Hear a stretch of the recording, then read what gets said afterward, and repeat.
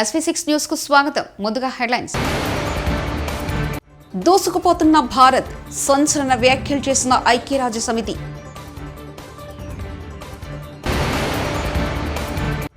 పదిహేను మంది ఇండియన్స్ తో ప్రయాణిస్తున్న షిప్ హైజాక్.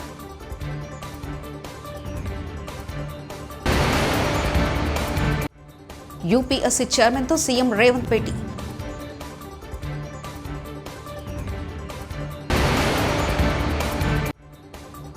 లబ్ధిదారులెవరూ సంక్షేమ పథకాలు మిస్ కావద్దు, సీఎం జగన్.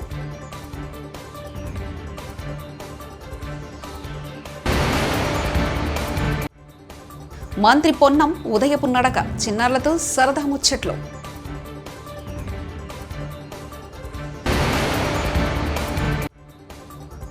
తిరుమల శ్రీవారి సేవలో నటి జాన్వీ కపూర్.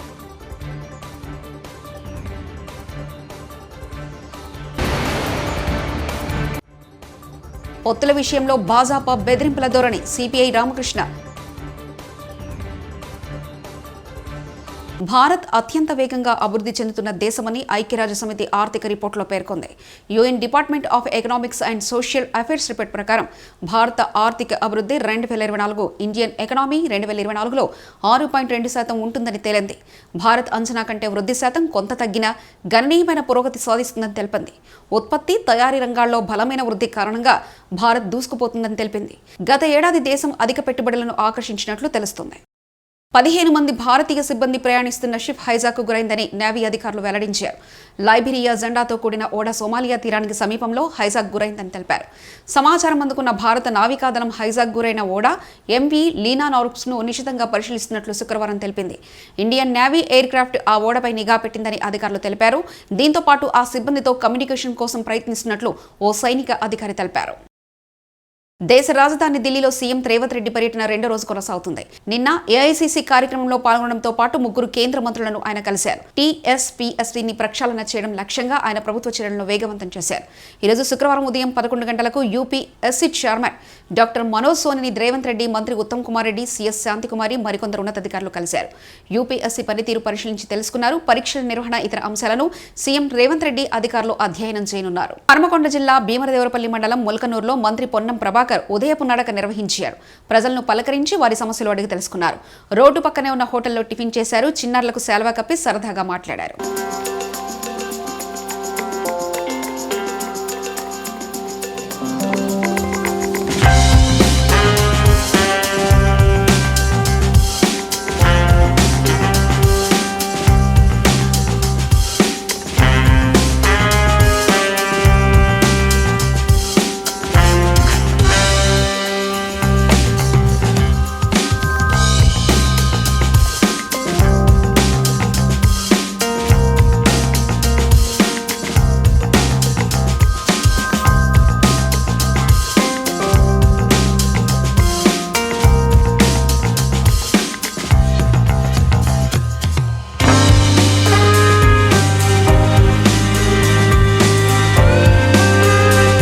తిరుమల శ్రీవారిని నటి జాన్వీ కపూర్ దర్శించుకున్నారు. ఇవాళ వీఐపీ ప్రారంభ విరామ దర్శన సమయంలో నటి మహేశ్వరితో కలిసి స్వామివారి సేవలో పాల్గొన్నారు.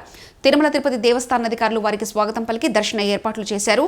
దర్శన అనంతరం రంగనాయకుల మండపంలో పండితుల ఆశీర్వచనం చేసి స్వామివారి తీర్థ ప్రసాదాలను అందజేశారు.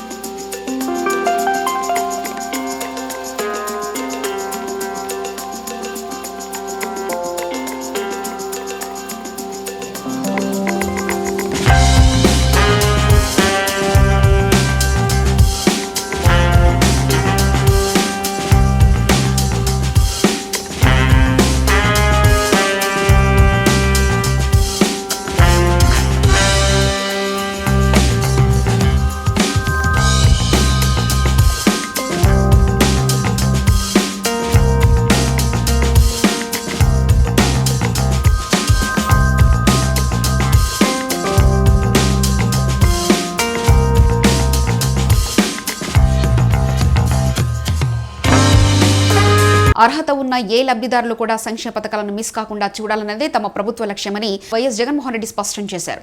ప్రజలకు మన ప్రభుత్వం ఎప్పుడు తోడుగా నిలబడుతుందని, అర్హత ఉండి సాంకేతిక కారణాలతో అందరి వారికి పథకాన్ని వర్తింపచేయాలనే తలంపుతో ఈ మంచి కార్యక్రమం అమలు చేస్తున్నామని తెలిపారు.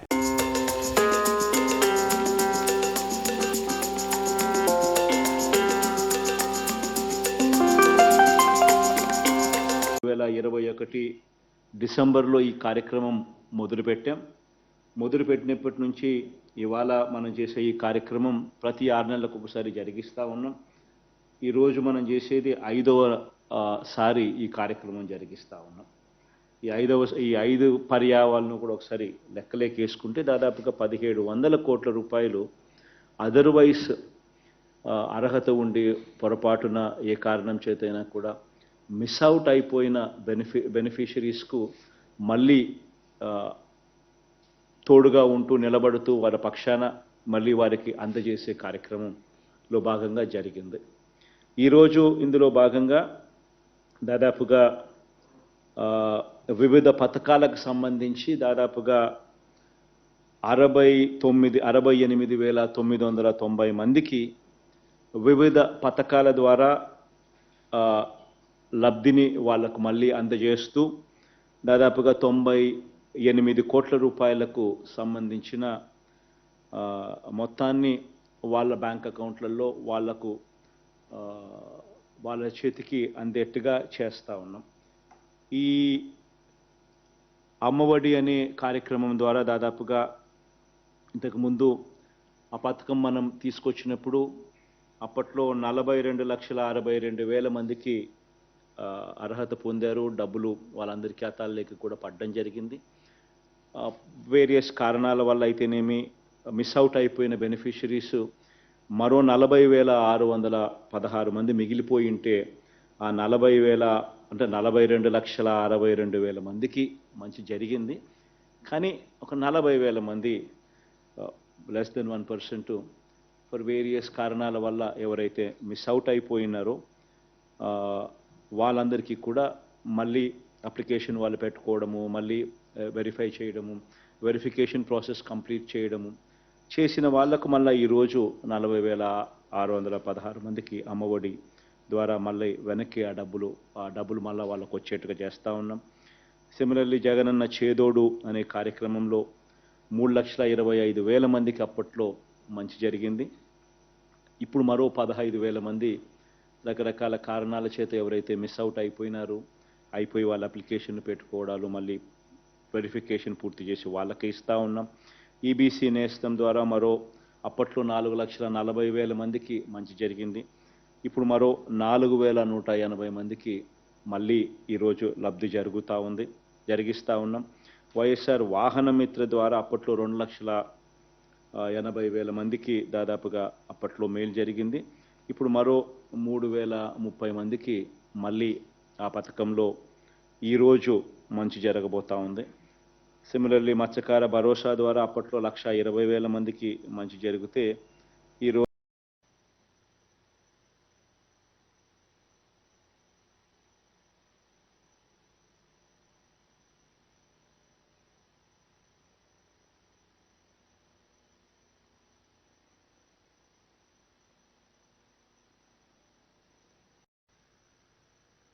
వాట్సాప్లో 107 ఐఫోన్స్ ఆర్డర్ చేసి మోసం చేసిన ఇద్దరిని హ్యాబిట్స్ పోలీసులు అరెస్ట్ చేశారు. సెంట్రల్ జోన్ శరత్ చంద్ర పవార్ కేసు వివరాలు వెల్లడించారు.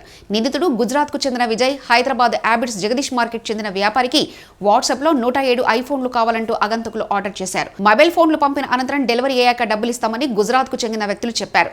మొదటగా 5 లక్షల విలువైన మొబైల్స్ తీసుకుని డబ్బులు పే చేసి నమ్మించారు. ఎల్ఆర్ నంబర్ ఆధారంగా పే చేస్తామని నమ్మించారు. డబ్బులు రాకపోవడంతో హ్యాబిట్స్ పోలీసులకు బాధితుడు ఫిర్యాదు చేశారు. పోలీసులు కేసు నమోదు చేసుకుని దర్యాప్తు చేస్తున్నారు. ప్రత్యేక బృందం ఏర్పాటు చేసి గుజరాత్కు, సూరత్కు చెందిన నిందితుడు A2 నీరవ్ రాజును అరెస్ట్ చేశారు. A1 విపుల్ అలియాస్ విజయ్ పరారీలో ఉన్నారు. 64 లక్షల విలువ చేసే 102 ఐఫోన్లను పోలీసులు సీజ్ చేశారు. మరో 5 ఐఫోన్లు నిందితులు విక్రయించారని డీసీపీ వెల్లడించారు.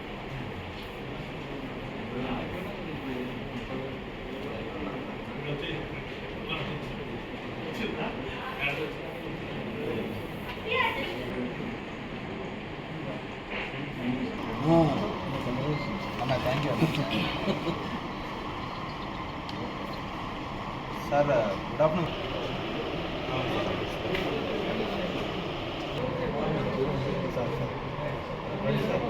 నేను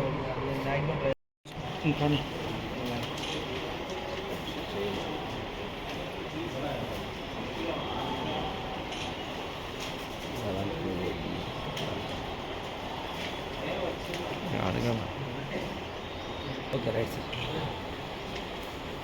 ఆంధ్రప్రదేశ్లో పొత్తుల విషయంలో భాజపా బెదిరింపు ధోరణితో వ్యవహరిస్తుందని సిపిఐ రాష్ట్ర కార్యదర్శి రామకృష్ణ ఆరోపించారు. గుంటూరులోని పార్టీ కార్యాలయంలో ఆయన మీడియాతో మాట్లాడారు. రాజకీయాల్లో స్వేచ్ఛ లేకుండా పోయిందన్నారు. రాష్ట్రంలో జగన్ ఇంటికి పంపే పార్టీలతో తాము కలిసి వెళ్తామని తెలిపారు. జగన్మోహన్ రెడ్డి అరెస్ట్ చేయలేడు కాదు, అరెస్ట్ చేయగలడు చంద్రబాబు నాయుడిని, కానీ 53 రోజులు జైల్లో పెట్టలేడు.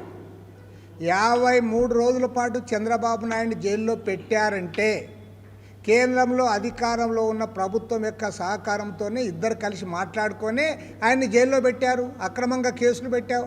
నువ్వు ఏమాత్రం కూడా దానికి ఎవిడెన్స్ లేకుండానే 53 రోజులు జైల్లో పెట్టారంటే అది జగన్మోహన్ రెడ్డికి ఒక్కరికి చేత కాదు. జగన్మోహన్ రెడ్డి ముఖ్యమంత్రి అయ్యొచ్చు కానీ ఒక బెయిల్ పైన ఉండే ముఖ్యమంత్రి అతను. కాబట్టి ఏమంటే కేంద్ర ప్రభుత్వము రాష్ట్ర ప్రభుత్వము కలిసి మాట్లాడుకొని, బీజేపీ నాయకులు వైఎస్ఆర్ పార్టీ నాయకులు కలిసి మాట్లాడుకొని జైల్లో పెట్టింది కాదని ఇప్పుడు చెప్పి వాళ్ళు తెలుగుదేశంతో మేము సర్దుబాటు చేసుకుంటాం, పొత్తు పెట్టుకుంటాం, అది కూడా బెదిరింపు ధోరణితో పొత్తు ఎందుకు మాట్లాడలే, మా అధిష్టానంతో మాట్లాడతారా లేదా మీరు అని బెదిరింపు ధోరణితో మాట్లాడుతూ ఉన్నారంటే అసలు రాజకీయాల్లో అంటే ఫ్రీడమ్ ఉందా లేదా అని నేను అడుగుతా ఉన్నా. వాళ్ళు ఏమంటారో వాళ్ళు పవన్ కళ్యాణ్ మాట్లాడేది మీరు మాట్లాడరా అని అంటున్నారంటే ఏమి, మీరు వచ్చి మా దగ్గర సాగిలపడండి అని చెప్తా అన్నారు. కాబట్టి ఏమంటే ఇవాళ రాజకీయాలు అంతకంతకు దిగజారిపోతూ ఉన్నాయి.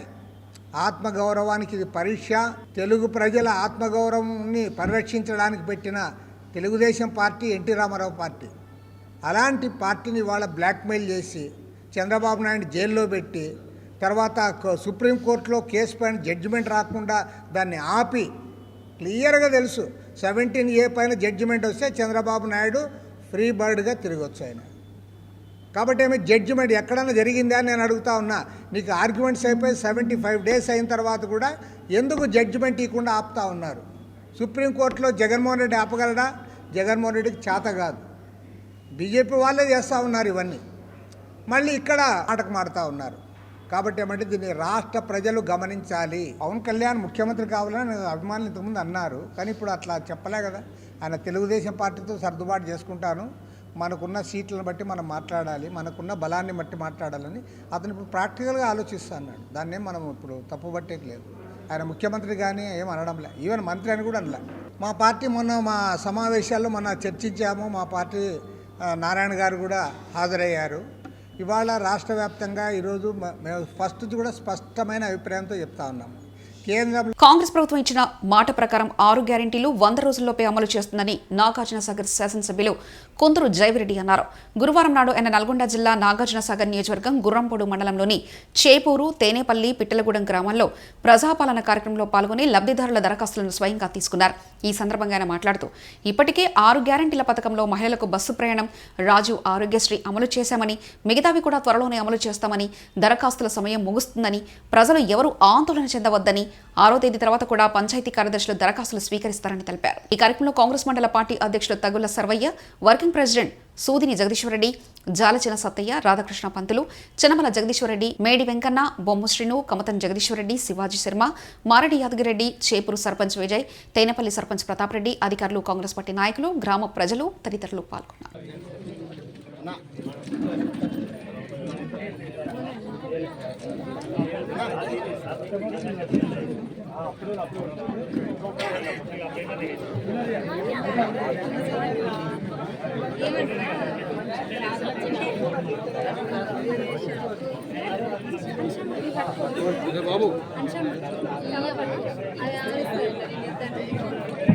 సమయం తక్కువ, ఇప్పటికే అరగంట. దూసుకుపోతున్న భారత్, సంచలన వ్యాఖ్యలు చేసిన ఐక్యరాజ్య సమితి.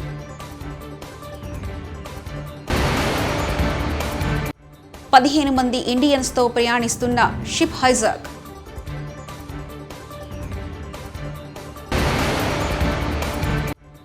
యూపీఎస్సీ చైర్మన్తో సీఎం రేవంత్ భేటీ.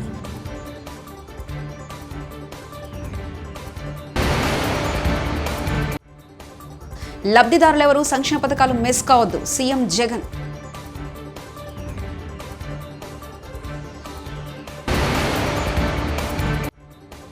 మంత్రి పొన్నం ఉదయపు నడక, చిన్నారులతో సరదా ముచ్చట్లు.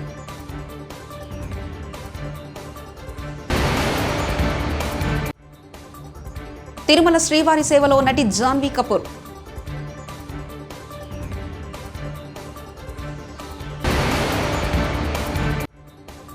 పొత్తుల విషయంలో భాజపా బెదిరింపుల ధోరణి, సిపిఐ రామకృష్ణ. ఇవి బులెటిన్ విశేషాలు. చూస్తూనే ఉండండి SV6 న్యూస్.